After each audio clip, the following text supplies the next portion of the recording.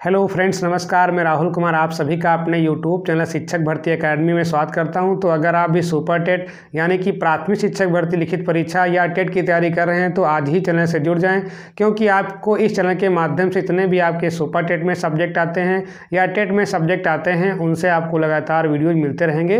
तो आज हम बात करने वाले हैं इंग्लिश के एक महत्वपूर्ण टॉपिक एक्टिव वॉइस से पैसिव वॉइस। इसके पहले मैंने एक्टिव वॉइस और पैसिव वॉइस से रिलेटेड जो है लगभग 2 वीडियो अपलोड कर दी। अगर आपने उनको नहीं देखा है तो आप चैनल की प्लेलिस्ट में जाएंगे तो वहां पर आपको इंग्लिश सेक्शन में आपको लगभग 11 से 12 वीडियोस मिल जाएंगे, जो कि बिल्कुल बेसिक से मैंने स्टार्टिंग की है। मतलब ये हुआ कि आपका लेटर हो गया, आपका वर्ड हो गया, फिर सेंटेंस हो गया, काइंड्स ऑफ सेंटेंस हो गया, उसके बाद मैंने रीऑर्डरिंग पढ़ा दी है, फिर उसके बाद एक्टिव से पैसिव वॉइस चल रहा है आपका जो है।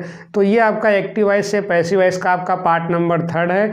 और इसमें आज हम बात करने वाले हैं इम्परेटिव सेंटेंस, यानी कि इम्परेटिव सेंटेंस को हम कैसे पहचानेंगे। इम्परेटिव सेंटेंस अगर आपको दिया जाता है पेपर में तो उसकी हम पैसिव वॉइस कैसे बनाएंगे, ये सब हम चीज़ें सीखने का प्रयास करेंगे। तो सबसे पहले हम बात कर लेते हैं यहाँ पर आपका इम्परेटिव सेंटेंस। मैंने बताया था इसके पहले वाले लेक्चर में, जब मैंने बताया था कि काइंड्स ऑफ सेंटेंस वहाँ मैंने पढ़ाया था, तो वहाँ पर मैंने जो है इम्परेटिव सेंटेंस की विस्तृत चर्चा की थी। हालांकि इसको मैं पढ़ाने से पहले यहाँ पर थोड़ा सा जो है जनरल इन्फॉर्मेशन देने का प्रयास करूँगा। देखिए, अगर हम बात कर लेते हैं इम्परेटिव सेंटेंस, तो इम्परेटिव सेंटेंस को हिंदी में बोलते हैं आदेशात्मक वाक्य।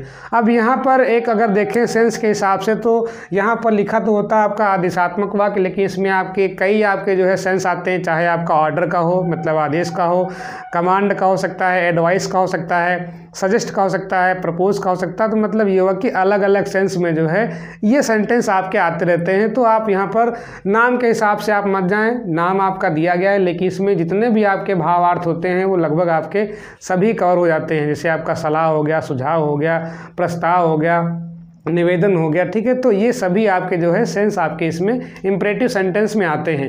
इतनी बात क्लियर। अगर हम इनको लिख करके समझना चाहें तो मैं ये कह सकता हूँ कि यहाँ पर आपका एक तो आपका ऑर्डर हो जाता है। क्या हो जाता है यहाँ पर आपका ऑर्डर। ऑर्डर माने क्या होता है, आदेश होता है। दूसरा आपका होता है सजेस्ट आता है। क्या आता है यहाँ पर आपका सजेस्ट आता है, इसको हम बोलते हैं सुझाव बोल देते हैं। तीसरा आपका आता है रिक्वेस्ट आता है। रिक्वेस्ट माने क्या होता है, निवेदन होता है। तो ये सारे के सारे अगर आपके किसी सेंटेंस में भाव आते हैं तो इसका मतलब ये हुआ कि वो सेंटेंस आपका कैसा है, इम्परेटिव सेंटेंस है। वो चाहे आपका हिंदी का आपका सेंटेंस दिया हो उसके आपके सेंस के हिसाब से आप समझ सकते हैं, या फिर आपको सेंटेंस इंग्लिश में दिया हो उसको भी आप जो है सेंस के अकॉर्डिंग आप आसानी से समझ सकते हैं। तो ऑर्डर हो गया, सजेस्ट हो गया, रिक्वेस्ट हो गया। यहाँ पर आपका एक आपका कमांड आता है, तो कमांड को भी जो है हम किस में रखते हैं, आप इसी में रखते हैं, किसमें, इम्परेटिव सेंटेंस में रखते हैं। एक आपका अर्ज आता है, यहाँ पर आपका अर्ज उसको बोलते हैं। तीसरा आपका प्रपोज आता है, प्रस्ताव, ये भी आपका जो है इम्परेटिव सेंटेंस का ही आपका सेक्शन होता है, ठीक है। तो ये जो चीज़ें होती है आपकी, इसी में आपका एडवाइस आता है। एडवाइस सलाह देना होता है, ठीक है। एक आपका एडवाइस होता है वो आपका शिक्षा होता है, यह आपका एडवाइस सलाह वाला है।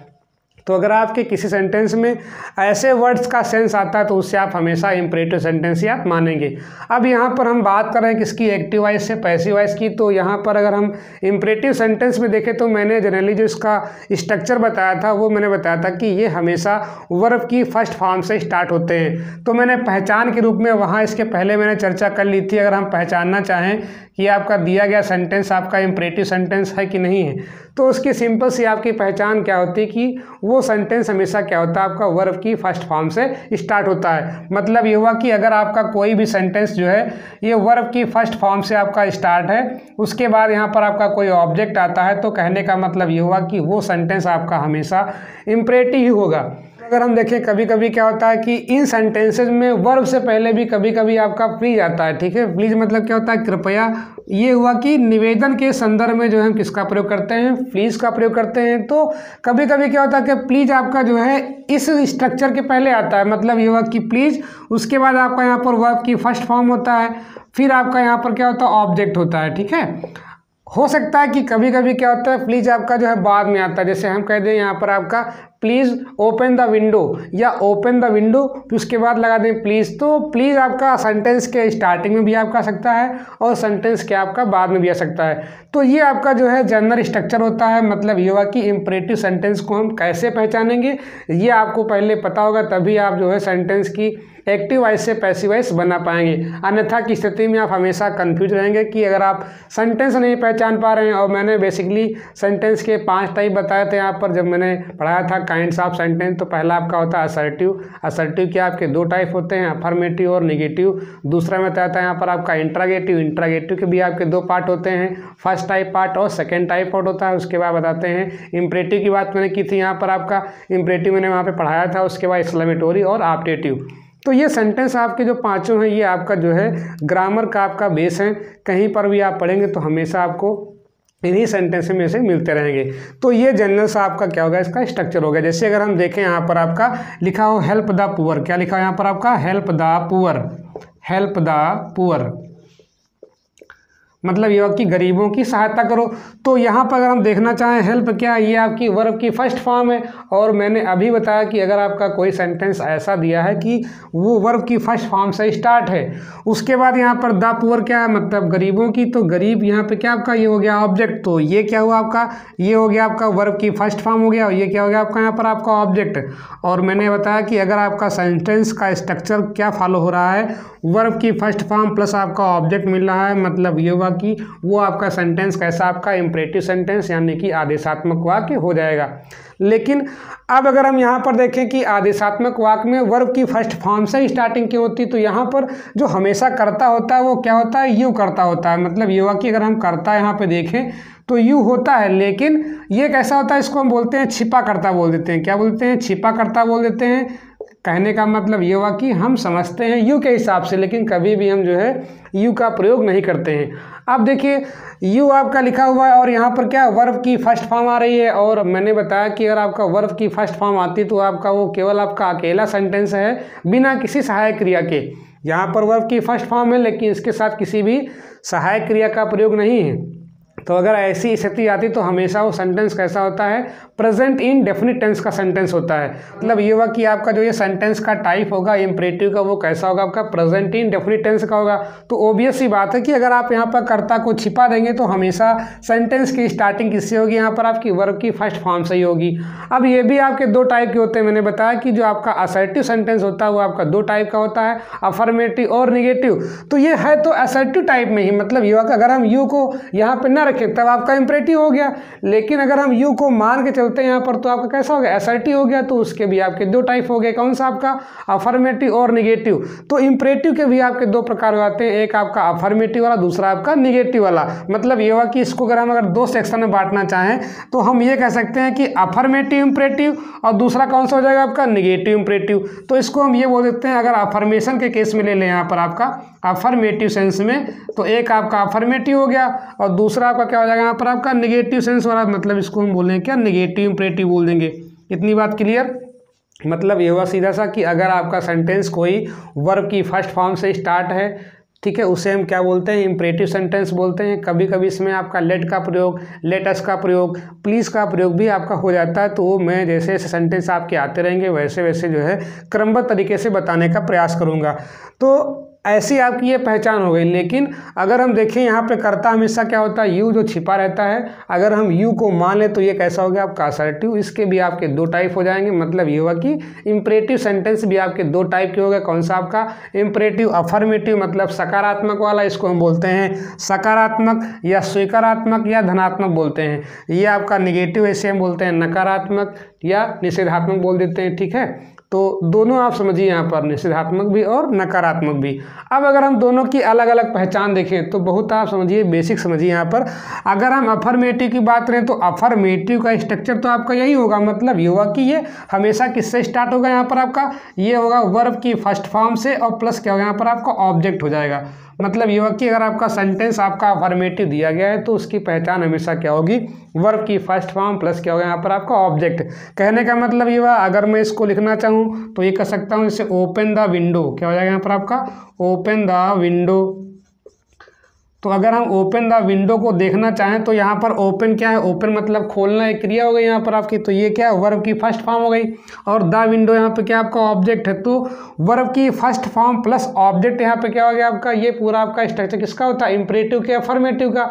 अब अगर इसी को हम किस में करना चाहें, नेगेटिव में, तो मैंने अभी बताया कि ये सेंटेंस जो आपका होता है ये किस टेंस का होता है, प्रेजेंट इंडेफिनिट टेंस का। क्योंकि अगर हम यहाँ पर कर्ता यू लेते हैं, हमेशा छिपा कर्ता हम यू लेते हैं, तो जब इसका बनाते हैं निगेटिव, तो अगर हम देखें प्रेजेंट इंडेफिनिट टेंस में, तो वहाँ पर जो सहायक क्रिया होती है वो क्या होती है, डू नॉट या डज नॉट होती है। अगर आपका कर्ता एक वचन होता है तो वहाँ पर हम डज नॉट का प्रयोग करते हैं, और अगर आपका कर्ता होता है बहुवचन का तो वहाँ पर हमेशा हम डू नॉट का प्रयोग करते हैं। लेकिन अगर हम देखें यहाँ पर, तो यू क्या आपका यहाँ पर है, ये आपका बहुवचन करता है, मतलब प्लूरल सब्जेक्ट है। तो जब यहाँ पर यू आपका बहुवचन, तो यहाँ हम जब निगेटिव बनाएंगे तो किसका प्रयोग करेंगे, डू नॉट का।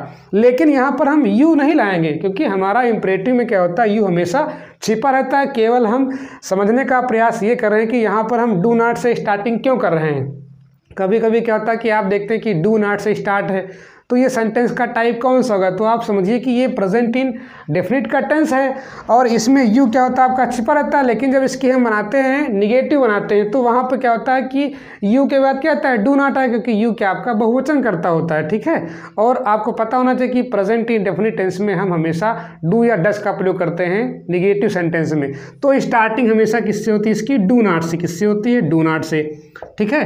अब डू नॉट है तो उसके बाद क्या आता है, यहाँ पर वर्ब की फर्स्ट फॉर्म फिर आएगी, यहाँ पर आपका वर्ब की फर्स्ट फॉर्म आएगी, फिर आपका क्या होता है, यहाँ पर आपका ऑब्जेक्ट आता है। तो कभी भी आपका अगर सेंटेंस डू नॉट से स्टार्ट है, तो आप ये न समझें कि आपका ये जो है कोई आपका दूसरा आपका सेंटेंस का प्रकार है।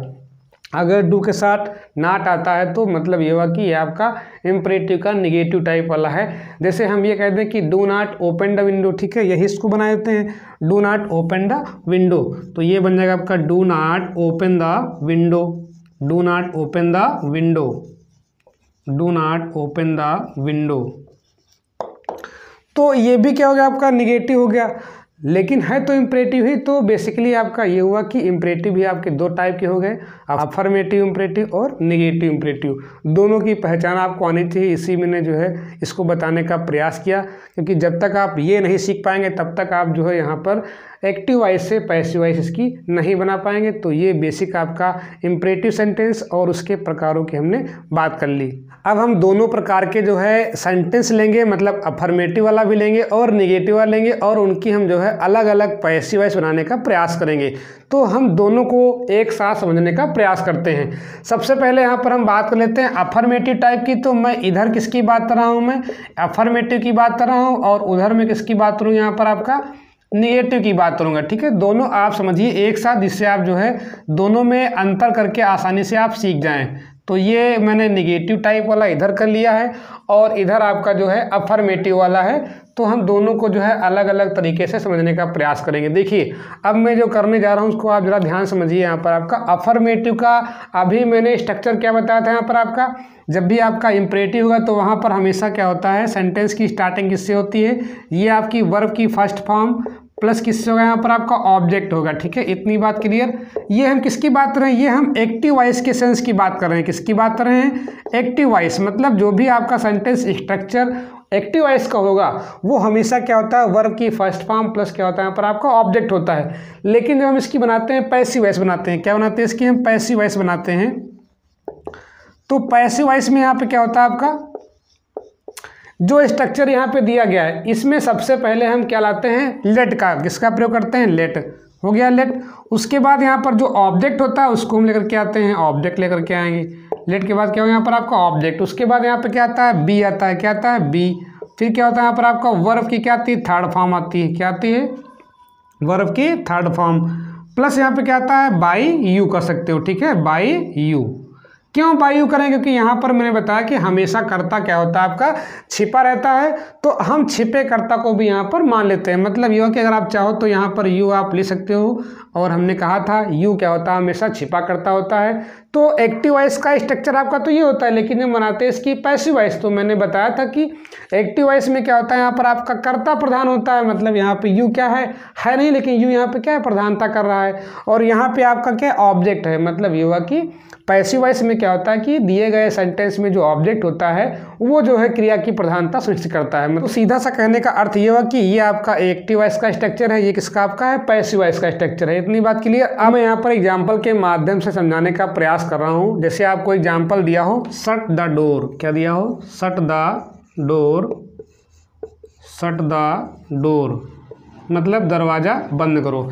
अब इसको जरा हम बारीकी से समझने का प्रयास कर लेते हैं। यहाँ पर आपका शट क्या दिया गया है, शट आपकी क्या होती है, क्रिया होती है बंद न करना, और द डोर के यहाँ पर आपका ऑब्जेक्ट है। तो ये आपका किस में दिया गया है, ये आपका सेंटेंस किस में है, ये एक्टिव वॉइस में दिया गया है। और हमको बनाना इसकी क्या है, पैसिव वॉइस बनाना है। क्या बनाना है इसकी हमको, पैसिव वॉइस। तो हम कैसे करेंगे, अभी मैंने बताया कि एक्टिव वॉइस का स्ट्रक्चर क्या होता है, वर्ब की फर्स्ट फॉर्म प्लस क्या होता है यहाँ पर आपका ऑब्जेक्ट होता है। क्या बंद करो, दरवाज़ा। तो दरवाज़ा पूरा क्या हो गया, इसका ऑब्जेक्ट हो गया। मैंने कहा था कि अगर आपको पहचानना है ऑब्जेक्ट तो हम क्या और किसे लगाते हैं, और क्या और किसे के संदर्भ में जो आपका उत्तर मिलेगा वही क्या होता है, आपका ऑब्जेक्ट होता है। क्या बंद करो, दरवाज़ा बंद करो। तो दरवाज़ा यहाँ पे क्या आपका पूरा का पूरा आपका ऑब्जेक्ट है। इतनी बात क्लियर। अब मैंने बताया कि जब बनाते हैं इसकी पैसिव वॉइस तो वहाँ पर हम किससे करते हैं, स्टार्टिंग लेट से करते हैं। तो सबसे पहले यहाँ पे क्या आएगा, लेट। क्या आएगा यहाँ पर आपका, लेट। फिर मैंने क्या बताया कि ऑब्जेक्ट आप सेंटेंस के अकॉर्डिंग पहचान लेंगे। तो यहाँ पर क्या हो जाएगा, लेट द डोर। क्या हो जाएगा यहाँ पर आपका, let the door, let the door. उसके बाद मैंने बताया कि यहाँ पर किसका प्रयोग करेंगे, बी का प्रयोग। तो यहाँ पे हो जाएगा बी। फिर मैंने कहा वर्ब की थर्ड फॉर्म यहाँ पे क्या है आपका, शट। शट ही रहता है। तो यहाँ पे क्या हो जाएगा, शट, SHUT, शट। फिर मैंने बताया कि बाई यू का प्रयोग क्यों करते हैं, क्योंकि यहाँ पर कर्ता हमेशा क्या होता है, छिपा होता है। तो यहाँ पर बाई यू कर देंगे तो आपका सेंटेंस जो है आसानी से बन जाएगा। तो ये आपका जो है, अगर ऐसे सेंटेंस आपका आता है वर्ब की फर्स्ट फॉर्म से आपका स्टार्ट है तो उसको आप जो है लेट से आसानी से बना सकते हैं। बस आपको स्ट्रक्चर को थोड़ा ध्यान रखना है। ये आपका जो बना हुआ स्ट्रक्चर ये आपका बहुत ही इंपॉर्टेंट है। आप इसको जो है नोट डाउन कर लें अच्छे से, और नोट्स इसके आप जो है वीडियो बनाते चलें, जिससे कि आप जो है कभी भूलें ना। तो इस प्रकार के सेंटेंसेस को जो है हम ऐसे बनाने का प्रयास करेंगे। अब जरा यहाँ पर ध्यान देने वाली बात है कि कभी कभी क्या होता है कि यहाँ पर हम बाई यू का प्रयोग नहीं करते हैं। तो अगर आप यहाँ पर बाई यू का प्रयोग नहीं करेंगे तब भी यहाँ पर आपका कोई दिक्कत नहीं है, और अगर यहाँ पर भी आप जो है बाई यू का प्रयोग नहीं करेंगे तब भी यहाँ पर आपका कोई दिक्कत नहीं है। तो आप चाहो तो बाई यू का प्रयोग करो, और चाहो तो आप बाई यू का प्रयोग ना करो। अगर आपका ऑप्शन में आता है और वहाँ पर आपका बाई यू नहीं लगा हुआ है तो आप वहाँ पर कन्फ्यूज नहीं होंगे। क्योंकि बाई यू क्यों नहीं लगाएंगे, क्योंकि यहाँ पर आपका क्या है, छिपा करता है। तो यहाँ पर हम उसको जो है क्यों उजागर करेंगे, मतलब ये हुआ कि जब छिपा था तो यहाँ भी छिपा रखो। तो इसलिए क्या होता है कि कभी कभी आपका बाई यू का प्रयोग होता है और कभी कभी जो है बाई यू का प्रयोग नहीं होता है। तो आप दोनों के हिसाब से कर सकते हैं। तो अगर हम बाई यू का प्रयोग ना करें तो केवल यहाँ तक क्या हो जाएगा, यहाँ पर let the door be shut. तो अगर हम बाई यू का प्रयोग करते हैं तो इस तरह बनेगा। अगर हम बाई यू का प्रयोग नहीं करते हैं तो फिर आपका जो है यहाँ पर बाई यू हट जाएगा। तो बहुविकल्पी में जब क्वेश्चन पूछा जाएगा तो वहाँ पर आपका हो सकता है कि वहाँ पर बाई यू लगा हो सकता है वहाँ पर आपका बाई यू ना लगा हो। अब हम बात कर लेते हैं नेगेटिव आई टाइप की। तो अभी मैंने बताया कि अगर आपका सेंटेंस एक्टिव वॉइस में होगा, मतलब ये हुआ कि अगर वो इम्परेटिव सेंटेंस का कौन सा वाला है, नेगेटिव टाइप है। तो मैंने कहा था कि सेंटेंस की स्टार्टिंग किससे होती है, डू नॉट से होती है। क्यों होती है, क्योंकि ये आपका टेंस कैसा होता है, आपका प्रेजेंट इंडेफिनिट टेंस होता है। और प्रेजेंट इंडेफिनिट टेंस में, नेगेटिव टेंस में हम जो है डू नॉट या डज नॉट का प्रयोग करते हैं। तो डू नॉट हो जाएगा। प्लस यहाँ क्या होता है, वर्ब की यहाँ पर आपकी फर्स्ट फॉर्म होती है, प्लस यहाँ पे क्या होता है, ऑब्जेक्ट होता है। ठीक है, तो ये सेंटेंस आपको जो है एक्टिव वॉइस में मिलेगा। लेकिन जब इसकी बनाते हैं पैसिव वॉइस, क्या बनाते हैं यहाँ पर आपका पैसिव वॉइस, तो यहाँ पर जो स्ट्रक्चर होता है आपका बिल्कुल वही रहता है। केवल यहाँ पर जो है बी से पहले हम यहाँ पर नॉट का प्रयोग करते हैं। तो स्ट्रक्चर आपका बिल्कुल वही है। तो आप एक याद रखो, और उसमें क्या होता है कि आप जो है बी से पहले नॉट का प्रयोग कर दो। ठीक है, तो हम यहाँ पर अगर देखना चाहें तो स्ट्रक्चर क्या बनेगा, लेट, फिर यहाँ हो जाएगा आपका ऑब्जेक्ट, फिर यहाँ पे क्या हो जाएगा नॉट, फिर आपका हो जाएगा यहाँ पर बी, फिर आपका वर्ब की थर्ड फॉर्म, फिर आपका अगर देखें तो चाहो तो आप बाई यू का प्रयोग कर लो, चाहो तो यहाँ पर बाई यू का प्रयोग ना करो। ये आपके ऊपर डिपेंड है, या फिर जैसा भी आपको ऑप्शन देगा। तो चाहो तो आप यहाँ पर बाई यू का प्रयोग, इसी मैंने यहाँ पर क्रॉस कर दिया है, आवश्यकता अनुसार अगर लगा है तब तो ठीक है, अगर नहीं लगा है तो आप मत लगाओ। ठीक है, अब हम इसको एग्जाम्पल के माध्यम से समझने का प्रयास करेंगे। जैसे आपको एग्जाम्पल यहाँ पर दिया हो, डू नॉट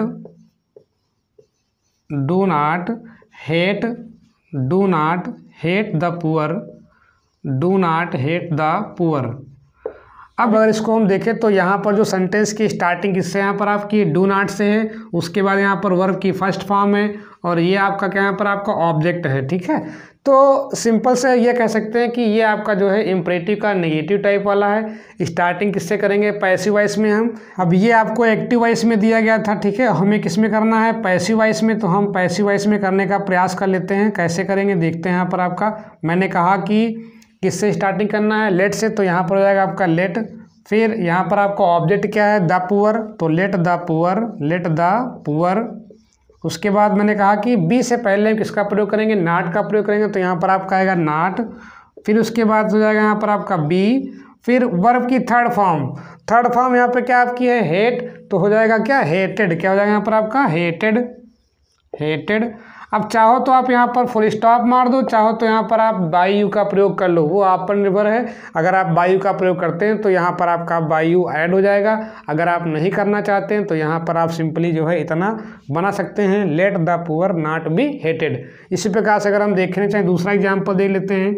लिखा हो, do not insult the poor, do not insult the poor, do not insult the poor, do not insult the poor. तो अब हम यहाँ देखने का प्रयास कर लेते हैं, ये भी आपका कैसा है, इम्परेटिव सेंटेंस का आपका नेगेटिव टाइप वाला है। तो मैंने कहा कि जब आपका सेंटेंस इस तरह से आएगा तो हमेशा उसको लेट से बनाने का प्रयास करेंगे। तो यहाँ पर लेट से स्टार्टिंग मतलब हो गया लेट।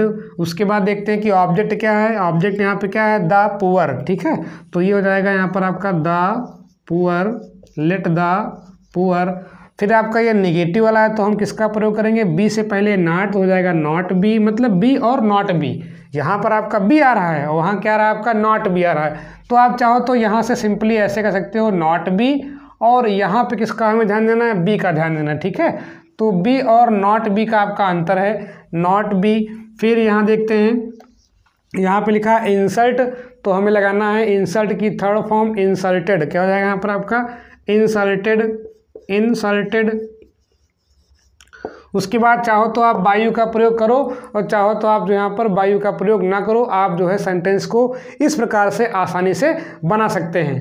अब हम आगे इम्परेटिव सेंटेंस की पैसिव वॉइस बनाने के लिए कुछ महत्वपूर्ण बिंदुओं की चर्चा करने वाले हैं। यहाँ पर दो महत्वपूर्ण बिंदुओं की हम चर्चा करेंगे, जिसमें आपका पहला बिंदु है कि यदि आपको कोई सेंटेंस आपको एक्टिव वॉइस में दिया हो और अगर आप उसको पढ़ते हैं तो उसमें आपको लगता है कि ये आपकी जो है सलाह है, मतलब ये हुआ कि ये कोई अच्छा काम, ऐसे हमें अपने देश से प्रेम करना चाहिए, हमें गरीबों की सहायता करनी चाहिए, ठीक है, किसी को गाली नहीं देना चाहिए, तो ये क्या प्रकार की सलाह है। तो जब भी एडवाइस का सेंस आएगा, यानी कि सलाह का सेंस आएगा, तो वहाँ पर क्या होता है कि अगर हम उस सेंटेंस को लेट से ना बनाएं, आप बना सकते हो लेट से, वहाँ पर वो आपको कोई कंपल्सन नहीं कि आप जो है केवल जो है इसी नियम का प्रयोग करें। जो मैंने बताया नियम कौन सा आपका, लेट वाला, वो आपका जो है यूनिवर्सल आपका नियम है, उसको आप जो है कहीं पर भी अप्लाई कर सकते हैं आप, यहाँ पर आपका कुछ स्पेशल केस को छोड़ करके। लेकिन अगर आपका एडवाइस आपका आता है तो वहाँ पर आप जो है इस दिए गए सेंटेंस को पैसिव वॉइस में करने के लिए यहाँ पर आपका शुड बी का प्रयोग भी आसानी से आप कर सकते हैं। जैसे मैंने यहाँ पे क्या लिखा है कि यदि एक्टिव वॉइस के वाक्य में एडवाइस सलाह का बोध होता है, मतलब ये हुआ कि आपको कोई सलाह दी जाती है, जैसे गरीबों की सहायता करो, ठीक है, दूसरों की बेइज्जती मत करो, अपने देश से प्रेम करो, बड़ों का आदर करो, तो ये क्या आपकी प्रकार से सलाह है। तो सलाह के अगर आपका संदर्भ आता है यहाँ पर आपका, तो आप जो है उसमें शुड बी का प्रयोग भी आसानी से आप कर सकते हैं। जैसे मैं यहाँ पर एग्जाम्पल के माध्यम से समझाने का प्रयास कर रहा हूँ। आपको एग्जाम्पल दिया गया यहाँ पर आपका लव योर कंट्री। क्या लिखा हुआ यहाँ पर आपका, love your country, love your country. तो यहाँ पर क्या है प्रकार की सलाह है, मतलब ये हुआ कि लव मतलब प्रेम करो, योर कंट्री अपने देश से प्रेम करो। तो ये एक प्रकार की क्या है, सलाह है। तो जब आप सेंटेंस को पढ़ेंगे और उसका जब भावार्थ निकालेंगे तो वहाँ पर आपसे सलाह की बात की जाएगी। तो जब भी आपका सलाह आएगा तो वहाँ पर जो हमारा स्ट्रक्चर होता है वो क्या होता है, सबसे पहले आप जो इसमें ऑब्जेक्ट है इसको पूरा उठा लाएंगे, ठीक है। तो मतलब मेन वर्ड इसमें क्या है, ये तो क्रिया है, तो इसमें सिंपली आपका एक मेन वर्ड बचा, मुख्य शब्द आपका जो बचा ऑब्जेक्ट, इसे हम क्या बोलते हैं, पैसिव ऑब्जेक्ट बोल देते हैं। तो इसको लाएंगे तो हो जाएगा योर कंट्री। क्या बनेगा यहाँ पर आपका, योर कंट्री, योर कंट्री। उसके बाद मैंने कहा था कि इसको आप लेट से बना सकते हो, लेकिन अब यहाँ पर हमने किसकी बात की, सलाह की बात की। तो सलाह वाले वाक्यों को एक और तरीके से शुड बी के प्रयोग से बना सकते हैं। मेन वर्ड आप लिख लेंगे, उसके बाद क्या लाएंगे यहाँ पर आपका शुड बी। तो योर कंट्री यहाँ पर क्या हो जाएगा आपका should be, your country should be. उसके बाद यहाँ पर क्या है, लव, लव की थर्ड फॉर्म क्या हो जाएगी यहाँ पर आपकी लव्ड। तो your country should be loved. तो इस प्रकार से क्या होता है कि हम जो है इन दिए गए सेंटेंसेस, मतलब अगर उसमें सलाह का भाव आता है तो वहाँ पर हम जो है शुड बी प्रयोग के माध्यम से जो है आसानी से बना सकते हैं। दूसरा एग्जाम्पल एक और आप देख लीजिए, रेस्पेक्ट योर एल्डर्स। क्या हो जाएगा यहाँ पर आपका respect your elders, respect your elders. यहाँ पर भी देखिए कह रहा है कि अपने बड़ों का आदर करो, मतलब ये हुआ कि यहाँ पर भी जो है सलाह की बात रही, मतलब ये हुआ कि ये हमें चाहिए। जैसे अगर हम देखें शुड के संदर्भ में देखें तो ये हमारा जब भी शुड आता है तो वहाँ पर किसका आपका सेंस आता है, चाहिए का अर्थ आता है। तो चाहे आप यहाँ पर ये कहें कि हमें अपने देश से प्रेम करना चाहिए या हमें अपने बड़ों का आदर करना चाहिए, तो जहाँ पर भी आप सेंटेंस का भावार्थ निकालेंगे तो वहाँ पर जब आपको लगता है कि यहाँ पर चाहिए का अर्थ आता है कि मुझे भी करना चाहिए, आपको भी करना चाहिए, उनको भी करना चाहिए, तो वहाँ पर हम हमेशा शुड का ही प्रयोग करेंगे। तो इस वाक्य को भी हम शुड के माध्यम से आसानी से बना सकते हैं। तो यहाँ पर आपका ऑब्जेक्ट क्या है, रेस्पेक्ट योर एल्डर्स। किसकी, योर एल्डर्स, मतलब ये हुआ कि अपने से बड़ों की। तो योर एल्डर्स आपका यहाँ पर क्या होगा, पैसिव ऑब्जेक्ट, मतलब इसको हम लाएंगे पहले, योर एल्डर्स हो गया यहाँ पर आपका। उसके बाद मैंने कहा कि आपका ये सेंटेंस आपका चाहिए के अर्थ में आ रहा है, एडवाइस है, सलाह है, शिक्षा है। तो यहाँ पर क्या हो जाएगा, शुड बी। क्या हो जाएगा यहाँ पर आपका शुड बी। शुड बी के बाद हम किसका प्रयोग करेंगे यहाँ पर आपका रेस्पेक्ट की थर्ड फॉर्म, मतलब रेस्पेक्टेड। क्या हो जाएगा, रेस्पेक्टेड। तो ये बन जाएगा आपका रेस्पेक्टेड। इतनी बात क्लियर। तो ये हुआ कि अगर आपका सेंटेंस दिया गया है, आप उस सेंटेंस को पढ़ेंगे, उसका भावार्थ निकालेंगे, और अगर भावार्थ निकालने पर उसमें जो है सेंस सलाह का आ रहा है तो वहाँ पर हम शुड बी का प्रयोग कर सकते हैं। अगर आप ये नहीं कर पा रहे हैं, समझ नहीं पा रहे हैं, तो आपका जो मैंने पहला नियम बताया है, let object plus be plus verb की थर्ड फॉर्म प्लस आपका बाय यू, वो आप जो है यूनिवर्सली तरीके से जो है उसका प्रयोग कर सकते हैं। अगर निगेटिव है तो वहाँ पर नॉट बी का, लेकिन अगर आप सेंस को समझ पा रहे हैं तो आप इसका प्रयोग भी आसानी से कर सकते हैं। अगला हम देखते हैं यहाँ पर आपका नोट नंबर 2 है, मतलब ये हुआ कि ये इम्परेटिव सेंटेंस के अंदर थोड़ा स्पेशल टाइप के जो आपके केस आते हैं जिनको हम आसानी थोड़ा और बना सकते हैं। मतलब अगर हम लेट का प्रयोग ना करना चाहें तो भी हम जो है इनका प्रयोग आसानी से कर लेते हैं। तो ये ऐसे वाक्य होते हैं, इसमें क्या होता है कि निवेदन आपका आता है, जैसे रिक्वेस्ट लगा हो सेंटेंस में, प्लीज़ लगा हो आपका यहाँ पर आपका, ठीक है, काइंडली लगा हो तो काइंडली हो गया, प्लीज़ हो गया आपका। और अगर आपको लगता है कि आपका रिक्वेस्ट के सेंस वाला है, मतलब निवेदन वाला है, तो निवेदन अक्सर क्या होता है कि जो छोटा कोई व्यक्ति होता है पद में या उम्र में, वो क्या होता है अपने बड़े से निवेदन ही करता है। वो कभी कमांड या ऑर्डर नहीं करेगा, वो हमेशा करता क्या है, निवेदन करेगा या फिर प्रस्ताव रखेगा। तो अगर निवेदन का आपका सेंस आता है, रिक्वेस्ट का आता है, प्लीज़ का आता है यहाँ पर आपका, उसके बाद आपका काइंडली आता है, तो वहाँ पर हम जो है अगर लेट वाला बनाना चाहें तो उसको हम बना सकते हैं लेट वाले से, जो मैंने सबसे पहले बताया था यहाँ पर आपका। लेकिन अगर आप उसको और थोड़ा जो है मॉडिफाई करना चाहें, मतलब एक अलग तरीके से बनाना चाहें, तो आसानी से आप सिंपली यहाँ पर आपका यू आर रिक्वेस्टेड टू लिख करके सारा का सारा आप वैसे ही जोड़ दीजिए। जैसे अगर यहाँ पर हम बात कर लेते हैं प्लीज़ हेल्प हिम, क्या कहते हैं, प्लीज़ हेल्प हिम। अगर हम लिखना चाहें एग्जाम्पल के तौर पे हम ये कह सकते हैं please help him, please help him. तो अब यहाँ पे समझते हैं, मैंने कहा कि अगर सेंटेंस में आपका प्लीज़ है तो ये प्लीज़ हमसे कह रहा है कि प्लीज़ मैंने क्या होता है कृपया, और कृपया हम तभी लगाते हैं जब हमें किसी अपने बड़े से कोई चीज़ मांगना हो या कोई चीज़ पूछनी हो, तो वहाँ पर हमेशा निवेदन यानी कि रिक्वेस्ट का सेंस आता है। तो प्लीज़ जब भी आएगा वो रिक्वेस्ट को साथ में लेकर के आएगा।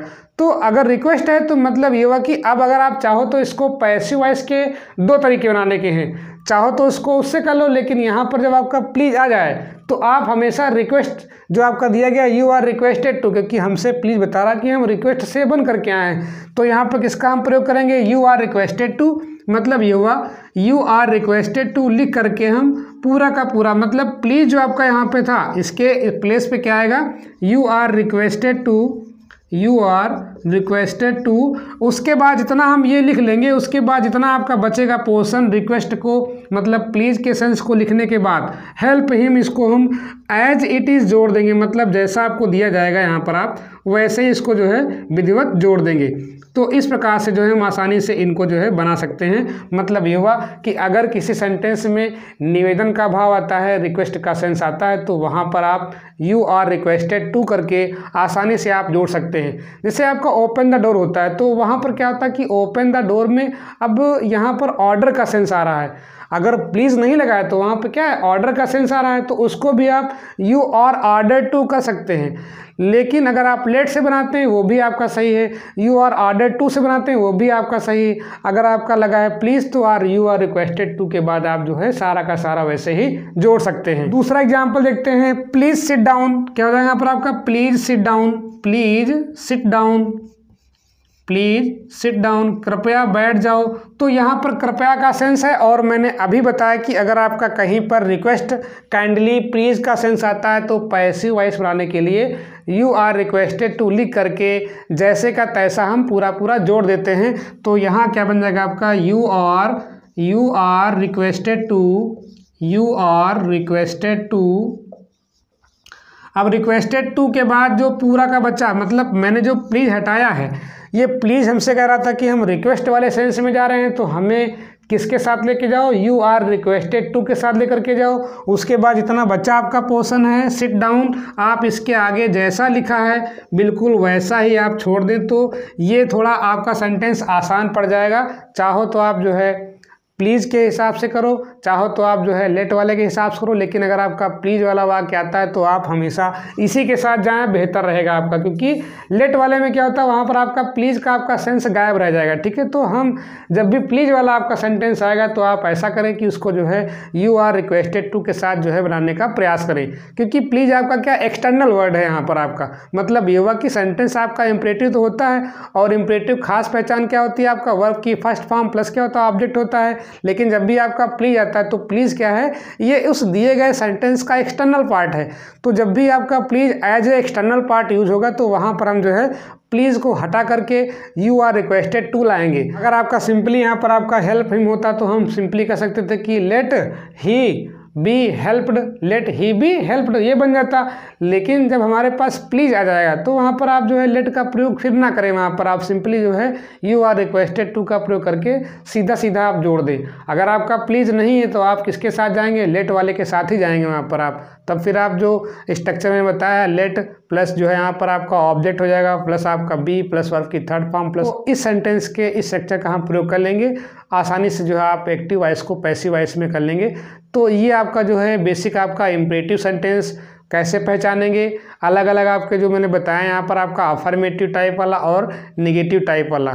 तो आप ध्यान रखें कि जो भी आपका इम्परेटिव सेंटेंस होता है वो हमेशा आपका प्रेजेंट ही डेफिनिट टेंस होता है, उसी के आपके दोनों पार्ट हैं अफर्मेटिव और निगेटिव। अगर आपका डू नॉट से स्टार्ट है तो आपका निगेटिव हो जाएगा। क्यों डू नॉट से स्टार्ट है, क्योंकि यहाँ पर आपका सब्जेक्ट क्या होता है, यू होता है, और यू आपका बहुवचन, तो वहाँ पर हम डू नॉट का प्रयोग करते हैं।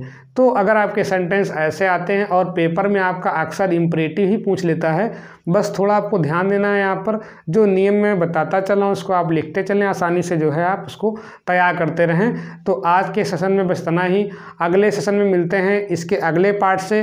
तो अगर आपको वीडियो पसंद आया तो वीडियो को लाइक करें, कमेंट करें, और जो भी आपके साथी सहपाठी BTC BEd TET super TET या कक्षा 6, 7, 8, 9, 10, 11, 12 में खासकर जो कक्षा 10 और 12 के जो बोर्ड एग्जाम होते हैं वहाँ पर आपका ग्रामर का एक महत्वपूर्ण आपका पोर्शन आता है। तो उन सभी लोगों तक भी जो है इस वीडियो को पहुँचाते रहें। Thanks for watching.